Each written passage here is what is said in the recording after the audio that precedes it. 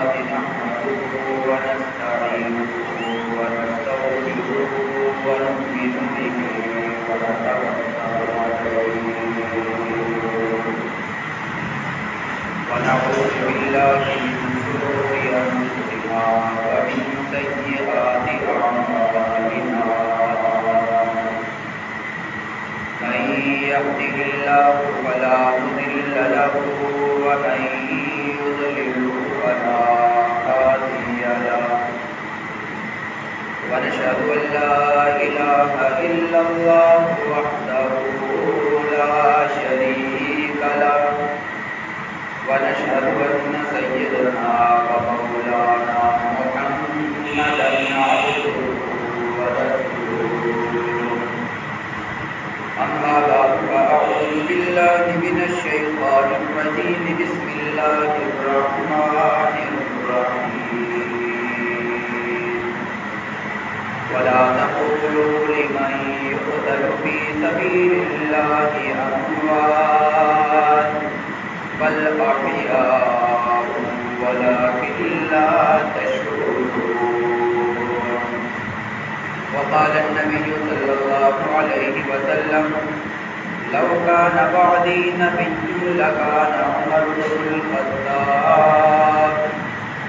وقال النبي صلى الله عليه وسلم وكما قال عليه الصلاة والسلام صدق الله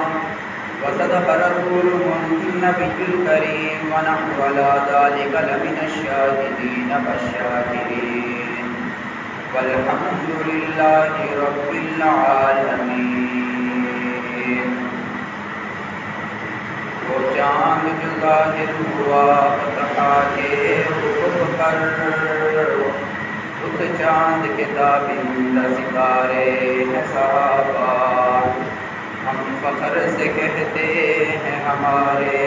ہیں صحابہ واللہ ہمیں جان سے بھی پیارے ہیں صحابہ یا الہی آج تو صدیق سا ایمان پیدا کر عمر فاروق سا کوئی جلیل انسان پیدا کر جہاں سے گم حیا ہو وہاں عثمان پیدا کر علی مرتضی شیر خدا کی آن پیدا کر اللہم صلی علی معجزۃ محمد فی الاجساد اللہم صلی علی روح محمد فی الارواح اللہم صلی علی بلد محمد فی البلاد اللہم صلی علی قبر محمد فی الاولاد بس میرے بھائیوں دوستوں بزرگوں اللہ رب العزت کا لاکھ لاکھ شکر کرم و احسان ہوا کہ اللہ رب العزت نے اس جمعے کے ساتھ اسلامی سال کا اختتامی یہ جمعہ ہے اور اللہ رب العزت کا یہ عجیب انداز اور عجیب انداز بیان ہے کہ اللہ رب العزت نے اس دنیا کے اندر اگر مہینوں کو ترتیب دی ہے ایک ہے عیسوی مہینے ایک ہے ہجری مہینے عیسوی مہینے تو جنوری سے شروع ہوتے ہیں اور ہجری مہینے محرم الحرام سے شروع ہوتے ہیں اور ذوالحجہ پر ختم ہوتے ہیں اللہ رب العزت نے سال کی ابتدا کی محرم الحرام سے اور اس کا اختتام کیا ذوالحجہ کے اوپر جس طرح اللہ رب العزت نے ابتدا کے مہینے کے اندر قربانیاں رکھی اسی طرح اختتامی ذوالحجہ کے مہینے کے اندر بھی بہت ہی زیادہ قربانیاں رکھی ہیں ذوالحجہ جو اختتامی مہینہ ہے اس کے اندر سب سے بڑی قربانی حضرت ابراہیم علیہ السلام جو کہ اپنے بیٹے کی قربانی پیش کرنے کے لیے تیار ہوتے ہیں دوسری سب سے بڑی قربانی مظلوم مدینہ سیدنا عثمان غنی رضی اللہ تعالی عنہ کی شہادت بہت بڑا یقیناً یہ سانحہ تھا مسلمانوں کے لیے اور اسی طرح ابتدائی مہینے کا بلکہ پہلا دن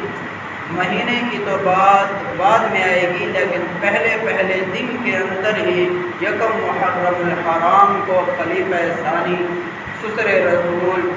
صلی اللہ علیہ وسلم کا خلیفہ دوم حضرت فاروق اعظم رضی اللہ تعالی عنہ کی شہادت ہے، اور اسی مہینے کے اندر حضرت حسین رضی اللہ تعالی عنہ کی شہادت ہے، اور یہی وہ مہینہ ہے جس مہینے کے اندر تخلیق کائنات یعنی کہ آدم علیہ السلام کی تخلیق ہوئی۔ یہی وہ محرم الحرام کا مہینہ ہے جس کے اندر طوفان نوح آیا، پھر اس کشتی کو اللہ رب العزت نے بچایا۔ پھر یہی وہ مہینہ ہے جس کے اندر حضرت یونس علیہ السلام مچھلی کے پیٹ سے آزاد ہوئے۔ یہی وہ مہینہ ہے جس میں حضرت یعقوب علیہ السلام کی بینائی واپس آئی۔ یہی وہ مہینہ ہے جس مہینے کے اندر فرعون کو اللہ رب العزت نے دریا کے اندر غرق کیا۔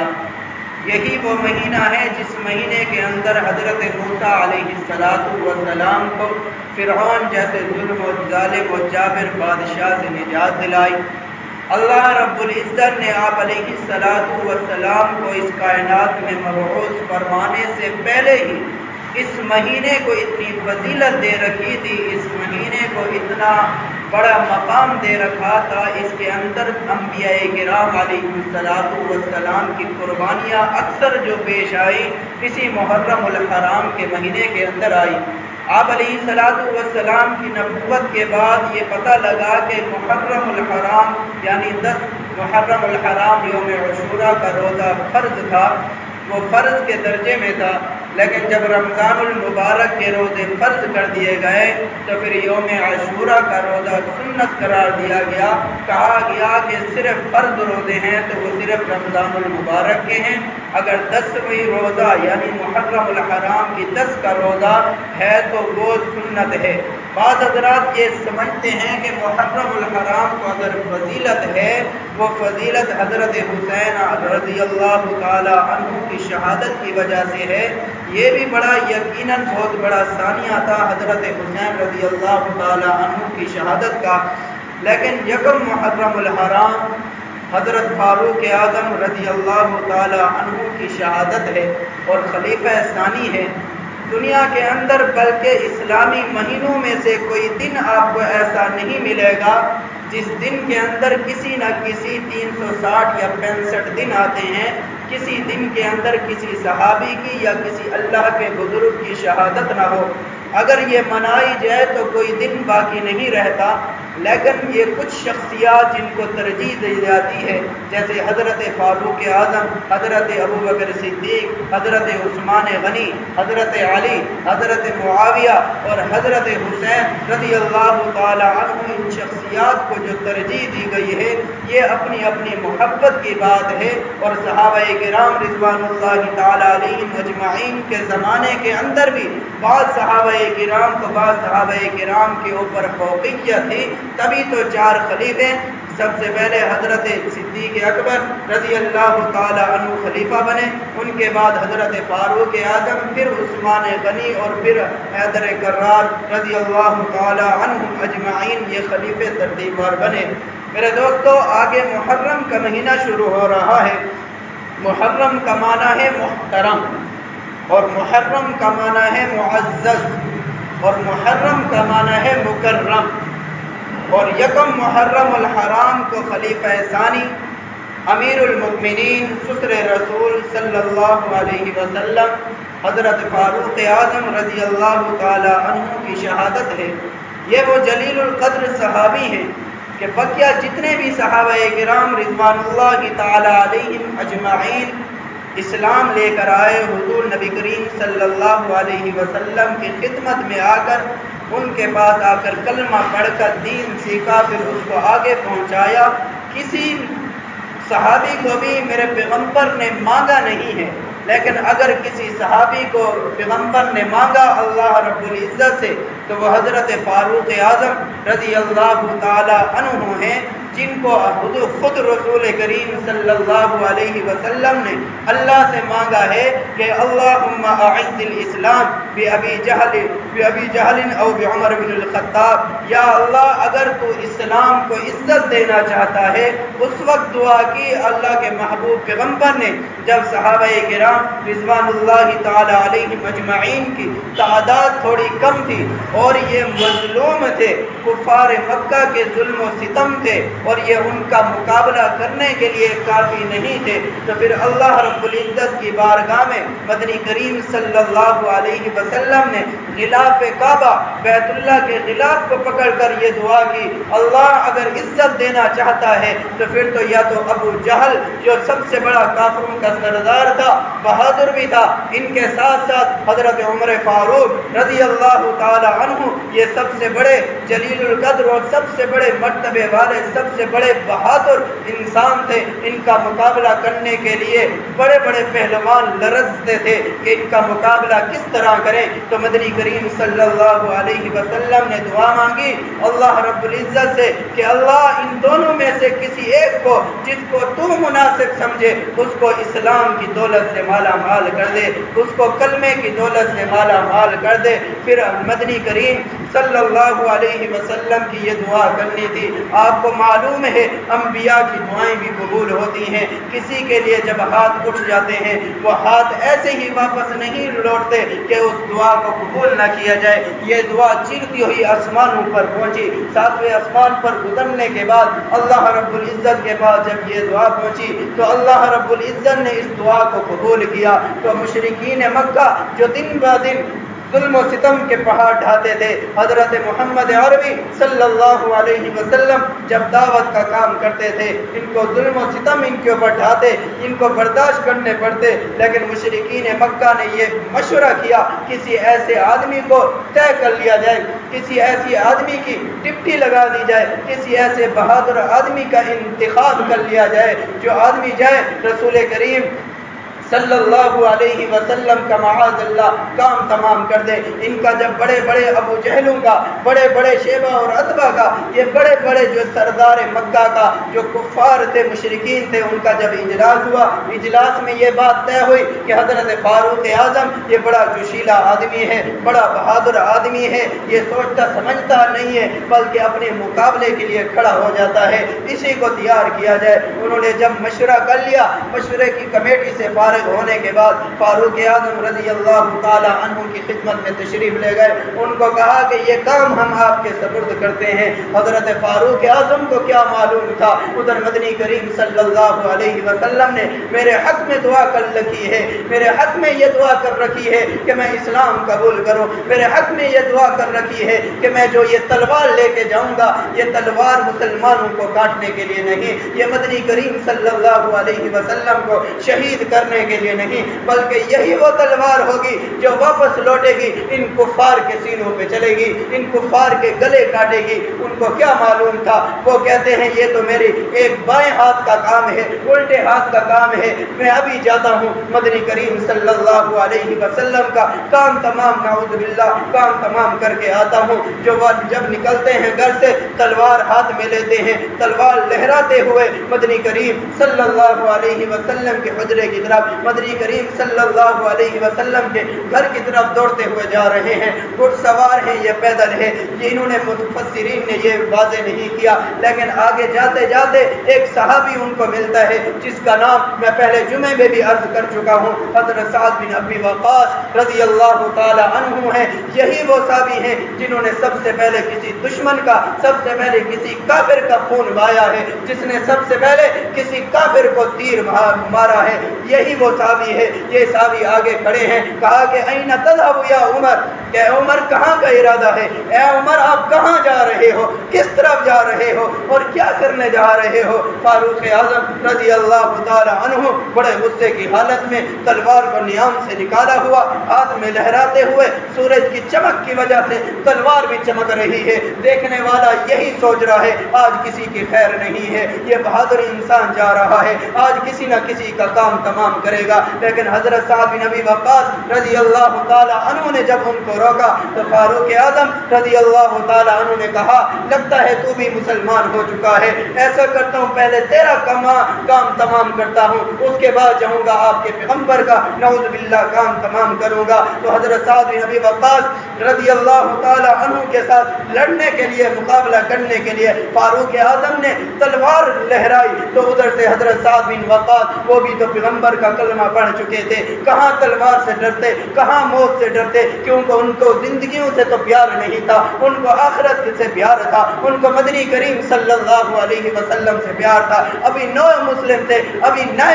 تھے، ابھی کلمہ ہی پڑھا تھا۔ فاروق اعظم رضی اللہ تعالیٰ عنہ کو کہتے ہیں ٹھیک ہے آجا اپنا شوق پورا کر لے، میرے اوپر تلوار چلانی ہے تو میرے ہاتھ میں بھی تلوار ہے، آجا مقابلہ کرتے ہیں۔ لیکن اتنا کام شروع ہونا تھا، ان کی لڑائی شروع ہونی تھی تو حضرت سعد بن ابی وقاص رضی اللہ تعالی عنہ نے فوراً کہا کہ اے عمر میرے ساتھ لڑنا ہے لڑ لے، میرے ساتھ لڑائی کرنی ہے لڑائی کر لے، مقابلہ کرنا ہے کر لے، لیکن پہلے جا اپنی بہن کے گھر میں جا کے جائزہ لے، وہاں جا کے پتہ کر تیری بہن بھی کلمہ پڑھ چکی ہے، تیرا بھنوئی بھی کلمہ پڑھ چکا ہے۔ تو حضرت فاروق اعظم جو بہادر انسان ہوتا ہے جب اس کو گھر کی بات کی جائے وہ بڑا تحش میں آ جاتا ہے، میں اتنا بہادر ہوں میرے گھر کے اوپر کوئی انگلی اٹھائے تو وہ فوراً وہاں سے لوٹتے ہیں اپنی بہن کے گھر جاتے ہیں، دستک دیتے ہیں، دروازے کے اوپر دستک دیتے ہیں تو اندر سے آواز آتی ہے من دق الباب، کس نے دروازے کو بجایا، کون ہے دروازے پر؟ تو فاروق اعظم رضی اللہ تعالی عنہ کہتے ہیں اخی کا، آپ کا بھائی عمر بن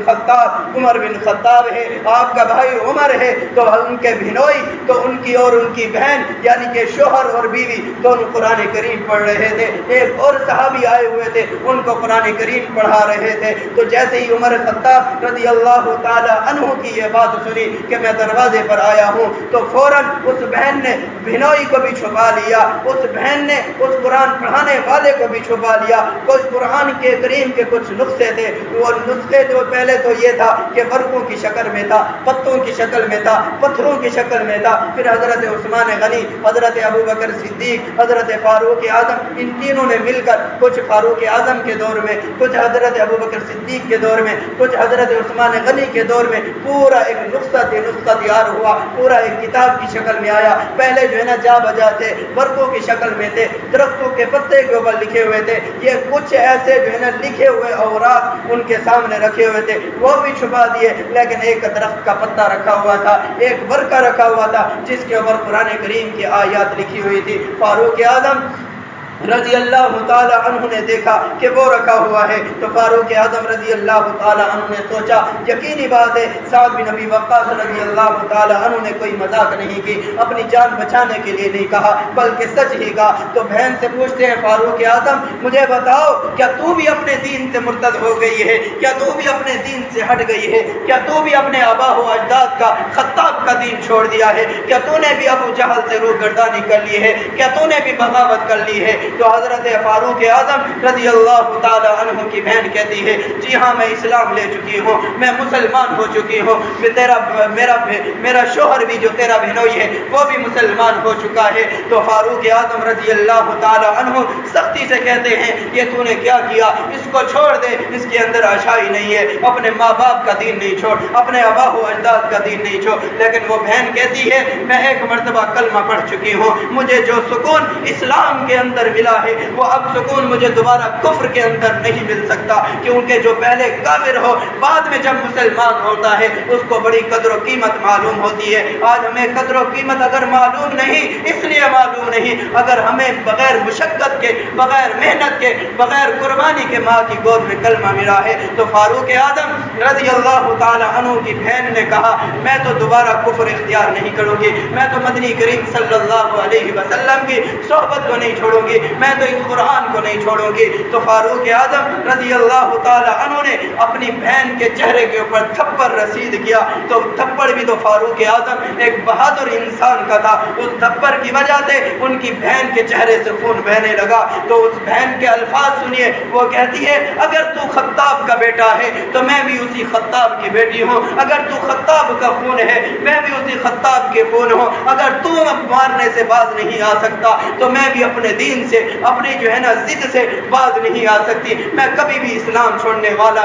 والی نہیں ہوں۔ تو فاروق اعظم رضی اللہ تعالیٰ عنہ، آپ کو معلوم ہے جس طرح بہن کے دل کے اندر بھائی کی محبت ہوتی ہے، اسی طرح بھائی کے دل کے اندر بھی بہن کی محبت ہوتی ہے۔ جب بہن کے چہرے کے اوپر یہ خون بہتا ہوا دیکھا تو بھائی کے دل میں احساس ہوا یہ مجھے کیا ہو گیا، میں نے اپنی بہن کا خون نکال دیا، میں نے اپنی بہن کے چہرے کے اوپر تھپڑ مار دیا، یہ مجھے کیا ہو گیا۔ اس کے دل کے اوپر دستک ہوئی۔ تو جو بہن اور بھائی کا رشتہ ہوتا ہے، جو بچپن کی یادیں ہوتی ہیں، جو والدین کی گود میں ایک ساتھ بیٹھنا، والدین کے ساتھ ایک ساتھ بیٹھ کے کھانا کھانا، ایک ساتھ بیٹھ کے جو ہے کھیلنا کودنا، جب یاد آیا ہوگا تو کہا بہن چلو ٹھیک ہے مجھے سناؤ تم کیا پڑھ رہی تھی۔ وہ قرآن جو رسول کریم صلی اللہ علیہ وسلم پڑھتے ہیں اور وہی قرآن جو تم پڑھ رہی تھی مجھے سناؤ۔ تو بہن نے ٹھنڈا سانس لیا،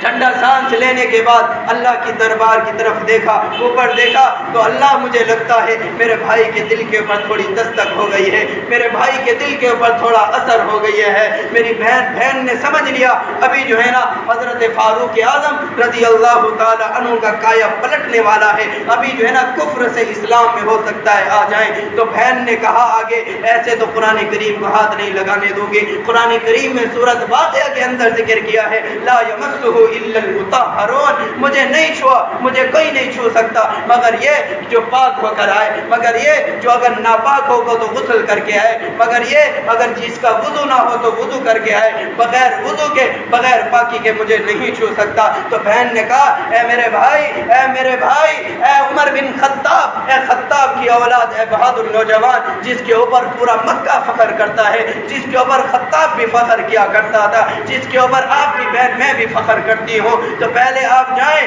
آپ غسل کر کے آئیں تو پھر میں آپ کو جو ہے نا اس کو ہاتھ لگانے دوں گی۔ فاروق اعظم رضی اللہ تعالی عنہ نے کہا ٹھیک ہے میں غسل کر لیتا ہوں۔ غسل کا طریقہ پوچھ لیا، بھنوئی واپس آ گئے، بھنوئی نے بھی سمجھ لیا کہ جو ایک مرتبہ ابو جہل بھی کتنا بڑا کافر تھا لیکن وہ بھی چھپ چھپ کے قرآن کریم سنا کرتا تھا، لیکن لوگوں کو ہٹ دھرمی کی وجہ سے، اپنی سرداری کی وجہ سے منع کرتا تھا۔ بہن نے سمجھ لیا، بھائی نے سمجھ لیا اگر یہ قرآن کریم سن لے گا تو پھر یقینی بات ہے یہ اسلام لے آئے گا۔ قرآن کریم کے اندر اللہ رب العزت نے چاشنی ہی ایسی رکھی ہے، لیکن افسوس آج ہم قرآن کریم سننے کے لیے تیار نہیں ہے، آج ہم قرآن کریم کو سمجھنے کے لیے تیار نہیں ہے۔ اگر پڑھتے ہیں صرف زبان سے تلاوت کر لیتے ہیں، اگر پڑھتے ہیں صرف تھوڑی سی تلاوت کر لیتے ہیں۔ میرے دوستو قرآن کریم ہماری زندگیوں کو سدھارنے کے لیے آیا ہے، جس طرح صحابہ کرام نے اس قرآن کریم کو پڑھا اور سمجھا، کفر سے اسلام کی طرف آئے، بغیر پہلے کوئی عزت نہیں تھی، جب اسلام لے آئے قرآن کریم کو پڑھا پھر اللہ نے عزت دی۔ بنوئی سمجھ لے، بنوئی جب واپس باہر آئے بنوئی نے کہا آپ قرآن کریم کو پڑھ سکتے ہیں لیکن پہلے غسل کر کے آئے۔ جب غسل کر کے واپس آ گئے تو بہن کو کہا ابھی قرآن کریم سنائے۔ تو بہن نے کہا آج میں اپنے بھائی کو اتنا بڑا خوشی کا دن میرے لیے کون سا ہو سکتا ہے کہ میں بھی مسلمان، میرا بھائی بھی مسلمان۔ پہلے میں چھپ کے عبادت کیا کرتی تھی، بھائی آتا تھا نماز کا مصلی چھپا دیا کرتی تھی، بھائی آتا تھا قرآن کریم چھپا دیا کرتی تھی، بھائی آتا تھا کوئی پرانی رسم و رواج کرتی تھی، لیکن آج کا دن ایسا ہے میرے لیے عید کا دن ہے۔ آج میرا بھنوئی قرآن نہیں سنائے گا، آج مجھے پڑھانے والا دوسرا صحابی قرآن نہیں سنائے گا، آج بھائی کو میں خود اپنے بھائی کو قرآن سناؤں گی۔ آپ کو معلوم ہے جب ایک بہن یا ایک بہن بھائی کو ایک دوسرا آپس میں قرآن کریم سناتے ہیں کیا ہی معاملہ ہوتا ہے، کیا ہی خوشی کا دن ہوتا ہے۔ تو بہن نے قرآن پڑھا طٰہٰ مَا أَنزَلْنَا عَلَيْكَ الْقُرْآنَ لِتَشْقَىٰ إِلَّا تَذْكِرَةً لِمَن يَخْشَىٰ تَنزِيلًا مِمَّنْ خَلَقَ الْأَرْضَ وَالسَّمَاوَاتِ الْعُلَىٰ الرحمن علی العرش استویٰ۔ یہ آیتیں پڑھتی گئی، کچھ آیتیں آگے تک گئی تو فاروق اعظم رضی اللہ تعالی عنہ ایک مسئلہ یہاں پہ سمجھ لے، بہن بھائی کے سامنے بھی قرآن پڑھ سکتی ہے، والد کے سامنے بھی قرآن پڑھ سکتی ہے، عورت شوہر کے سامنے بھی قرآن پڑھ سکتی ہے، اسی طرح ماں اولاد کے سامنے بھی قرآن پڑھ سکتی ہے، لیکن دھیمی آواز کے اندر صرف اتنی آواز ہو کہ اپنے آپ کو سنا سکے، لیکن اتنی یا پھر اتنی آواز ہو ان محرمات میں سے، بھائی میں سے، باپ میں سے، بیٹے میں سے، ابے میں سے ان کے علاوہ کوئی اور آواز نہ سن سکے۔ جن کے ساتھ نکاح درست نہیں ہے ان کو تو آواز سنا سکتی ہے، لیکن جن کے ساتھ نکاح درست ہے، نکاح ہو سکتا ہے، جیسے چچا زاد بھائی ہے، ماموں زاد بھائی ہے، خالہ زاد بھائی ہے، ان کے ساتھ نکاح درست ہو سکتے ہیں، تو ان کے سامنے قرآن کریم نہیں پڑھ سکتی۔ قرآن کریم پڑھ تو سکتی ہے لیکن بغیر آواز کے پڑھ سکتی ہے، ان کو اپنی آواز نہیں سنا سکتی۔ اور اگر کسی کمرے کے اندر، کسی گھر کے اندر قرآن کریم کی تلاوت کرنی ہو تو دھیمی آواز سے تلاوت کرے تاکہ کوئی غیر محرم اس کی آواز نہ سن لے۔ یہی وجہ ہے تو رسول کریم صلی اللہ علیہ وسلم نے حکم دیا، جب اکیلی عورت گھر میں ہو، باہر سے کوئی آ کے اگر دروازے کے اوپر دستک دے، دستک دینے کے باوجود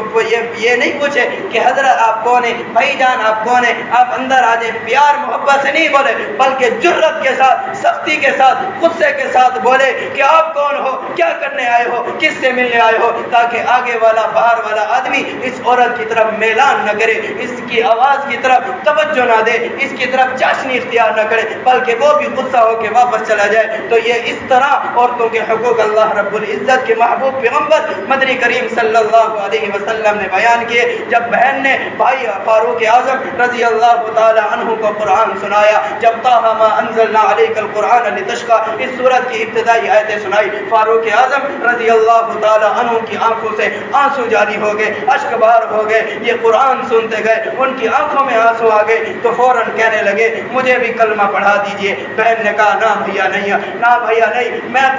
کلمہ پڑھانے والی کون ہو سکتی ہوں؟ اگر آپ کو کلمہ پڑھائے گا تو مدنی کریم رحمت للعالمین، خاتم النبیین، امام الانبیاء، امام المرسلین، خاتم المرسلین صلی اللہ علیہ وسلم آپ کو کلمہ پڑھائیں گے۔ تو ادھر سے فوراً فاروق اعظم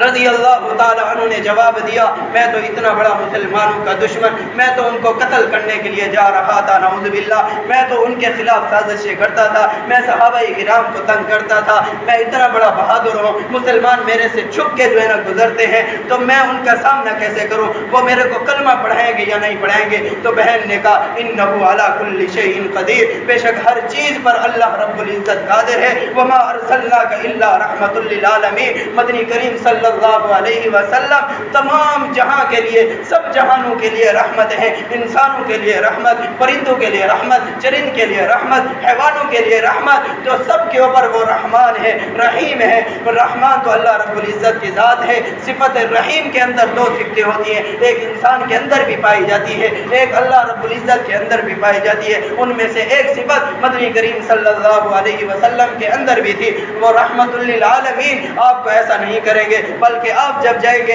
انشاءاللہ العزیز، یہ بہن بھائی کو دلاسا دے رہی ہے۔ آج ہم بہن کو یا بہن بھائی کو کہتی ہے کہ آج آپ پینٹ پہنے، آج آپ جو ہے نا کٹنگ بنوائیں، آج آپ جو ہے نا اس طرح کا لباس پہنے تاکہ میں جس کالج میں جا رہی ہوں آپ مجھے چھوڑنے جائیں۔ موٹر سائیکل پہ جب اتارے وہ یہ نہ سمجھے آپ کا بھائی کیسا ہے، آپ کے بھائی نے پینٹ نہیں پہنی ہوئی، آپ کے بھائی نے بال کیسے بنائے ہوئے، آپ کا بھائی تو مولوی ہے، ہم آپ کی طرف متوجہ نہیں ہوتے۔ آج کی بہنوں کو کے لیے یہ درس ہے، ایسی بہنیں بنے جیسے فاروق اعظم رضی اللہ تعالی عنہ کی بہن ہے کہ بہن بھائی کو مسلمان کر رہی ہے، بہن بھائی کو قرآن سنا رہی ہے، بہن بھائی کو مدنی کریم صلی اللہ علیہ وسلم کی خدمت میں لے کر جا رہی ہے۔ تو فاروق اعظم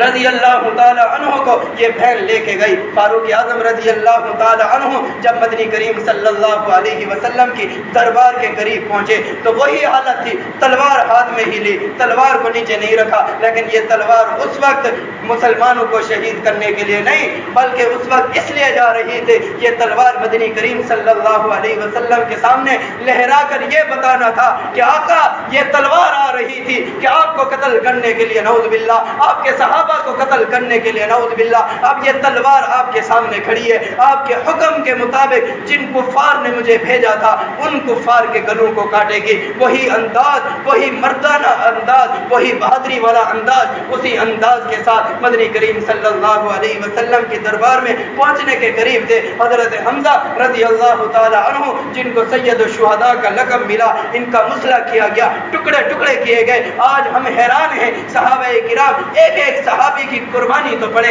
आज हमने सिर्फ एक दो सहाबा किराम की कुर्बानियां बयान कर ली, एक दो सहाबा किराम को हमने जो है ना आसमान तक पहुंचा दिया। मेरे दोस्तों, सारे सहाबा बराबर हैं। हजरत हुसैन रजी अल्लाह ताला अन्हु को करबला के मैदान के अंदर बड़ी जुल्म और तशद्दुद के साथ शहीद किया गया। अल्लाहु अकबर कबीरा। इसी तरह फारूक आजम को शहीद किया गया, हजरत उस्मान गनी को शहीद किया गया। लेकिन सबसे दर्दमंदाना जो शहादत थी हजरत हमजा, जो आप अलैहिस्सलाम के चचा हैं, उनकी शहादत थी। उनका मुसला किया गया। शहादत से पहले, शहीद होने से पहले कान काटे गए, नाक काटे गए, बाजू काटे गए, पूरा जो है ना अलग अलग जिस्म कर दिया गया। उसके बाद सबसे आखिर में गला काटा गया। जब हजरत मोहम्मद अरबी सल्लल्लाहु अलैहि वसल्लम ने उनको देखा तो सैयदुश शुहदा का लक़ब दिया। लेकिन उस वक्त भी आप अलैहिस्सलातु वस्सलाम ने सब्र का दामन नहीं छोड़ा, उस वक्त भी सब्र का दामन नहीं छोड़ा। ये सब्र का दर्स दिया है। और हजरत हमजा रजी अल्लाह ताला अन्हु आपके चचा होने के बावजूद भतीजे नबी है, जो जिसको इख्तियार है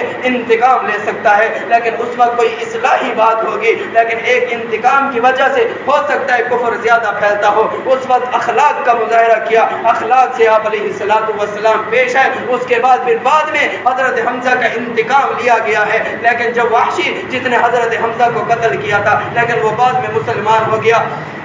मुसलमान होने के बाद जब आप अलैहिस्सलातु वस्सलाम की तरबियत में आता, उनकी महफिल में आता, तो आप अलैहिस्सलातु वस्सलाम उसकी तरफ से चेहरा फेर लेते, उसको कहते तू थोड़ा सा हट कर बैठ, तो मुसलमान तो है, तेरे बाद पहले के गुनाह जो हजरत हमजा को तूने शहीद किया, जितने के भी शहीद किए हैं तूने, लेकिन वो इस्लाम लाने की वजह से माफ तो हो गए हैं, लेकिन मेरे सामने नहीं बैठा कर, तुझे देखता हूँ मुझे चचा याद आ जाता है। मेरे दोस्तों, इस्लाम लाया लेकिन अपने चचा के कातिल को भी अपनी गोद में बिठा रहा है। सिर्फ इतना कह रहा है, मेरे सामने नहीं आया कर, मैं तुझे देखता हूँ, तेरे से नफरत नहीं होती, तुझे देखने से मुझे चचा याद आ जाता है। वही हजरत हमजा रजी अल्लाह ताला अन्हु। देखते हैं फारूक आजम रजी अल्लाह ताला अन्हु तलवार लिए आप अलैहिस्सलातु वस्सलाम की तरफ आ रहे हैं। हजरत हमजा रजी अल्लाह ताला अन्हु मदनी करीम सल्लल्लाहु अलैहि वसल्लम की खिदमत में जाकर अर्ज करते हैं, या रसूल अल्लाह सल्लल्लाहु अलैहि वसल्लम, उमर फारूक उमर आ रहा है, इस तरह तलवार लहराते हुए आ रहा है, लगता है उसका इरादा कुछ अच्छा नहीं लगता। मदनी करीम सल्लल्लाहु अलैहि वसल्लम ने सीने पर हाथ रखा और सुकून से ठंडा सांस लिया। क्या हमजा ठहर जाओ। हजरत हमजा ने कहा, अगर आपका हुक्म हो तो यही फारूक आजम जो उस वक्त सिर्फ उमर थे, इन्हीं की तलवार से हम मिलकर इन्हीं का गला काट सकते हैं। लेकिन आप अलैहिस्सलातु वस्सलाम ने कहा, हमजा ठहर जाओ, अभी इंतकाम का वक्त नहीं है, अभी लड़ाई का वक्त नहीं है। मैं पिछली रात जाके बैतुल्लाह में खिलाफ काबा पकड़ कर दुआ मांग कर आया हूँ, अल्लाहुम्मा अइज़्ज़िल इस्लाम अबी जहल औ बि उमर बिन खत्ताब, या तो उमर बिन खत्ताब को ईमान की तक़वियत दे दे या अबू जहल को इस्लाम से नवाज दे। अल्लाह रब्बुल इज्जत ने आज मेरी दुआ को कबूल किया है। ये उम्र मुझे शहीद करने के लिए नहीं, लड़ने के लिए नहीं, बल्कि अपने आप को इस्लाम के लिए पेश करने आ रहा है। मेरे दोस्तों, तो उस वक्त फारूक आजम रजी अल्लाह ताला अन्हु जब गए तो चौकीदार से इजाज़त ली। इजाज़त लेने के बाद चौकीदार से इजाज़त, मतलब ये नहीं है कि आपका चौकीदार रखा हुआ था, बल्कि बाहर बैठे सहाबाए किराम से, बाहर खड़े परेशान सहाबाए किराम से पूछा कि वो इसलिए परेशान थे, तलवार हाथ में, ये क्या माजरा है। लेकिन हमजा रजी अल्लाह ताला अन्हु ने बाहर आके सहाबा को बता दिया, इनको आने देना, कोई मसला नहीं है। तो फारूक आजम रजी अल्लाह ताला अन्हु ने आकर बाहर सहाबाए किराम से कहा, मैंने आप अलैहिस्सलातु वस्सलाम की खिदमत में हाजिर होना है। तो अंदर जाके इत्तला दी तो अंदर से जवाब आया कि उनको आने दो, उनको रोकने की कोई जरूरत नहीं है। खुद मदनी करीम सल्लल्लाहु अलैहि वसल्लम मुराद रसूल जब आई, जिनको मांगा अल्लाह रब्बुल इज्जत के महबूब पैगंबर ने, फारूक आजम रजी अल्लाह ताला अन्हु का जब आपके हुजरे में तशरीफ लाते हैं, जैसे ही कदम रखते हैं, खुद मदनी करीम सल्लल्लाहु अलैहि वसल्लम खड़े होकर इस्तेकबाल करते हैं। खड़े होकर इस्तेकबाल करने के बाद कहते हैं, आजा फारूक आजम, मेरे गले लग जा। तो फारूक आजम रजी अल्लाह ताला अन्हु जब गले लगते हैं, गले लगने के बाद उस वक्त इस्लाम ले आने के बाद, मुसलमान होने के बाद, सहाबाए किराम को एक महफिल में बैठे हुए थे, उनको अर्ज करते हैं, जब मुझे पहली मर्तबा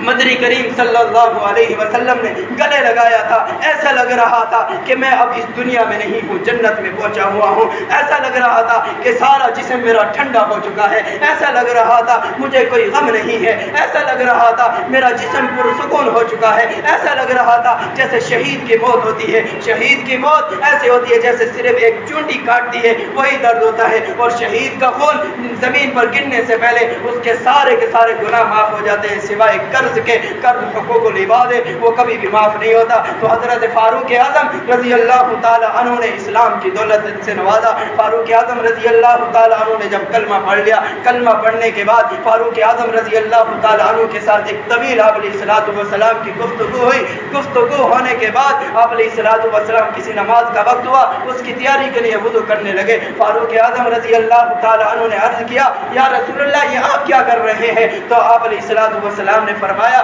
میں عبادت کی تیاری کر رہا ہوں, نماز کی تیاری کر رہا ہوں. تو فاروق اعظم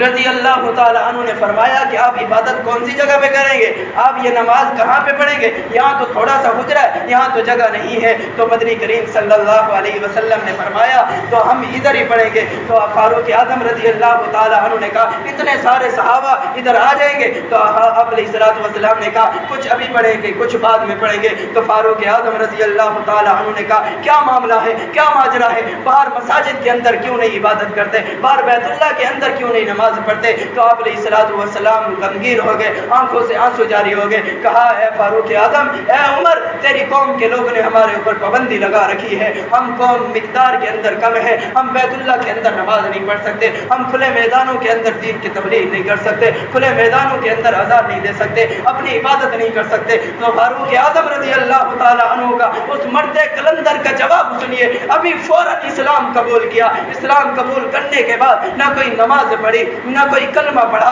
نہ کوئی اور ذکر عبادت کی, صرف کلمہ پڑھا ہے. کلمہ پڑھنے کے بعد کہتا ہے اے رسول اللہ, یا رسول اللہ, اگر پہلے آپ نے چھپ کے عبادت کیا کرتے تھے, پہلے آپ اس حجرے میں عبادت کیا کرتے تھے, اگر فاروق اعظم کو اگر آپ نے مانگا ہے تو مانگنے کی مراد بھی پوری کرے گا فاروق اعظم. تو فاروق اعظم رضی اللہ تعالی عنہ نے کہا آج کے بعد یہاں پہ عبادت نہیں, آج کے بعد بیت اللہ میں عبادت ہوگی. آج کے بعد بیت اللہ کا دروازہ آپ کے لیے کھلا ہے, بیت اللہ کی چھت کے اوپر اذان ہوگی. تو مدنی کریم صلی اللہ علیہ وسلم بڑا دل ہو گیا, خوش ہو گئے, جیسی مراد کی ویسا ہی نتیجہ نکلا. تو مدنی کریم صلی اللہ علیہ وسلم کو ساتھ لے کر, چند صحابہ کرام کو ساتھ لے کر, کفار و مشرکین کے ایک حال میں, ان کے گھروں کے درمیان میں جتنا بڑا حال ہوتا ہے جیسے زمین اور میدان ہوتا ہے, وہاں جا کر تلوار نکال کے کھڑے ہو گئے. کوئی ہے مائی کا لال جو اپنے بچوں کو یتیم کرانا چاہتا ہو, کوئی ہے مائی کا لال جو اپنی بیوی کو بیوہ کرانا چاہتا ہو, کوئی ہے ایسا مرد کلندر جو میرا مقابلہ کر سکے. میں رسول اللہ صلی اللہ علیہ وسلم کا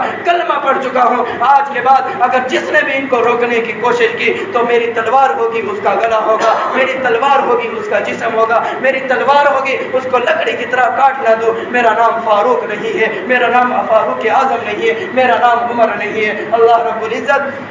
ہمیں بھی صحابہ کرام رضوان اللہ تعالی علیہم اجمعین جیسی زندگیاں اپنانے کی توفیق عطا فرمائے, ان جیسا ایمان ہمارے اندر بھی پیدا فرمائے انشاءاللہ العزیز. حضرت فاروق اعظم رضی اللہ تعالی عنہ کے امیر المؤمنین بنے. جو جو انہوں نے کام کیا آگے, جو جو عدل و انصاف قائم کیا, اور جو جو جیسے ان کی شہادت ہوئی اگلے جمعے میں انشاءاللہ بیان ہوگی. اور ایک اور اعلان سن لیں, یہاں پر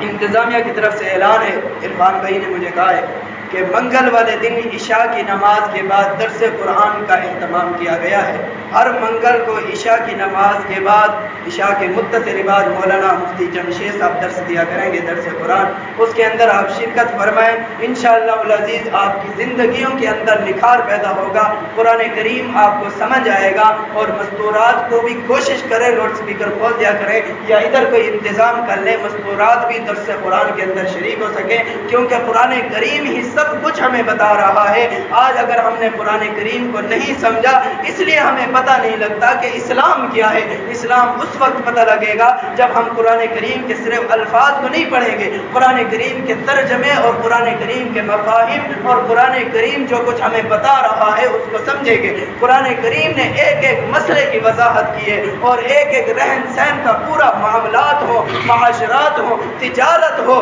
گھر کی زندگی ہو, والدین کا حسن سلوک ہو, پڑوسیوں کے حقوق ہو, بڑوں کا ادب ہو, چھوٹوں پہ شفقت ہو, اولاد کی تربیت ہو, والدین کا ادب ہو, جتنے بھی حقوق ہیں سارے کے سارے اللہ رب العزت نے اس قرآن کریم کے اندر جمع کر کے رکھے ہیں. لیکن افسوس ہے اگر آج ہم اپنا ٹائم تو نہیں دے سکتے, اگر قرآن کریم کی تفسیر کو پڑھ نہیں سکتے, قرآن کریم کو سمجھ نہیں سکتے, یا پڑھنا نہیں آتا, لیکن پھر بھی سننے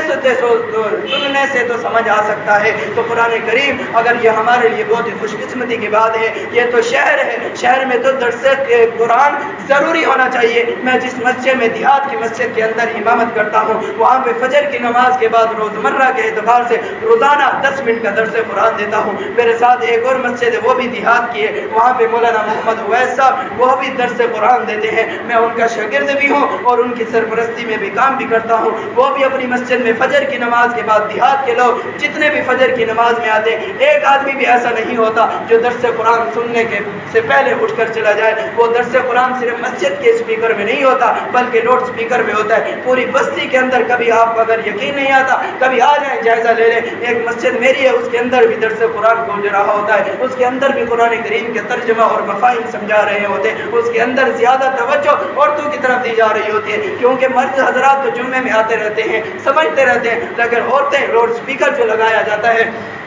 یہ عورتوں اور اپنی بیٹیوں اور اپنی بہنوں کے لیے لگایا جاتا ہے، اس کے اندر اس طرف زیادہ توجہ دی جاتی ہے کہ دنیا کے اندر بہت سارے فتنے ہیں، ان فتنوں کا توڑ، ان فتنوں سے محفوظ رہنے کا ایک ہی طریقہ ہے ہم درس قرآن کی محفلوں کو اپنائیں، آ جائیں قرآن کریم کو سمجھیں۔ قرآن کریم ہمیں بتا کیا رہا ہے میرے دوستو؟ جس دن ہم نے قرآن کریم کو سمجھ لیا یہی وہ ضابطۂ حیات ہماری زندگی گزارنے کے لیے میں نے پہلے جمعے کے اندر عرض کیا تھا۔ جس طرح ہم جاتے ہیں، آخری بات کہہ کے اجازت چاہوں گا کہ جو مسجد بازار کے اندر کوئی مشینری خریدتے ہیں، اس مشینری کے ساتھ ایک کتاب چاہے مینیو ہوتا ہے، اس کتابچے کے مطابق پڑھ کر اس کے مطابق اس مشینری کو استعمال کرنا پڑتا ہے، چلانا پڑتا ہے۔ اگر اس کتابچے کے مطابق اس مشینری کو ہم نہیں چلائیں تو وہ مشینری گارنٹی سے پہلے خراب ہو جاتی ہے۔ اللہ رب العزت آج اگر ہم